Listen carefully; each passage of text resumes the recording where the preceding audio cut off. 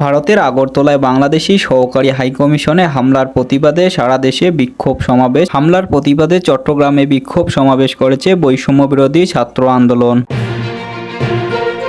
যদি ভারতের আইন প্রয়োগকারী সংস্থা হাইকমিশনকে নিরাপত্তা দিতে ব্যর্থ হয়, তাহলে ভারতকে জাতিসংঘ শান্তিরক্ষা বাহিনীর সাহায্য নিতে পরামর্শ দিয়েছেন যুব ক্রীড়া উপদেষ্টা। শিক্ষার্থীরা জানান, শুধু তাই নয়, সেখান থেকে তারা বিভিন্ন উস্কানি দিচ্ছে। ভারতের উস্কানিমূলক কর্মকাণ্ডের ফাঁদে পা না দেওয়ার আহ্বান তাদের। হাইকমিশন প্রাঙ্গণে ভাঙচুরের ঘটনায় খুলনায় বিক্ষোভ মিছিল করেছে বৈষম্যবিরোধী ছাত্র আন্দোলনের নেতাকর্মী ও সাধারণ শিক্ষার্থীরা। আরও প্রতিবাদে বিক্ষোভ করেছে চট্টগ্রাম বিশ্ববিদ্যালয়ের শিক্ষার্থীরা। সোমবার রাতে 9:30টার দিকে শিক্ষার্থীরা বিদ্যালয়ের 0 পয়েন্ট এলাকায় জড়ো হয়। সেখানে বিভিন্ন স্লোগানের মাধ্যমে তারা প্রতিবাদ কর্মসূচি করে। হাইকমিশন প্রাঙ্গণে হামলা ও ভাঙচুরের প্রতিবাদে সিলেটে বিক্ষোভ মিছিল করেছে বৈষম্যবিরোধী ছাত্র আন্দোলন। ঢাকা বিশ্ববিদ্যালয়ের শিক্ষার্থীরা এ সময় ভারতীয় অগ্রসর মেনে নেওয়া হবে না বলে দৃঢ় কণ্ঠে জানানো হয়। এ সময় বিভিন্ন হল থেকে শিক্ষার্থীরা এসে মিছিলে যোগদান। পরে মিছিলটি ভিসি চত্বর হয়ে পুনরায় রাজু ভাস্কর্যের সামনে এক সমাবেশে মিলিত হয়। হামলার ঘটনার প্রতিবাদে রাজশাহী বিশ্ববিদ্যালয়ে বিক্ষোভ মিছিল ও সমাবেশ করেছে শিক্ষার্থীরা।